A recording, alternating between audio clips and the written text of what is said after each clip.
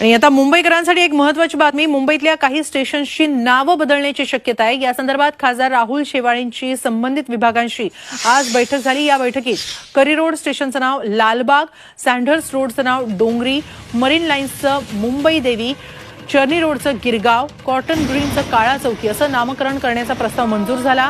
उद्या होणाऱ्या कॅबिनेट बैठकीत यावर निर्णय होणार आहे.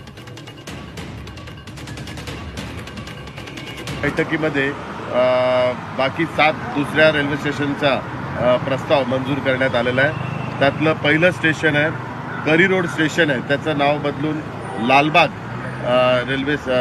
लालबाग स्टेशन असं देण्यात यावं असं प्रस्ताव मंजूर करण्यात आलेला आहे. सँडर्स रोड त्याचं डोंगरी रेल्वे स्टेशन असं नाव, जे प्रस्ताव गेले कित्येक दिवस त्याची मागणी होती, तेही आज प्रस्तावात मंजूर करण्यात आलेलं आहे. मरीन लाईन्सचं मुंबादेवी करावं असं प्रस्तावात आज मंजूर करण्यात आलेलं आहे.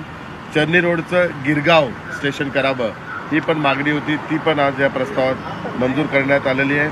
आणि कॉटन ग्रीनचं काळा चौकी आणि डॉकयार्ड स्टेशनचं माझगाव रेल्वे स्टेशन आणि किंग सर्कल याचं तीर्थकार पार्श्वनाथ स्टेशन रेल्वे स्टेशन असं ते करण्यात यावं असे प्रस्ताव आज मंजूर करण्यात आलेले आहे.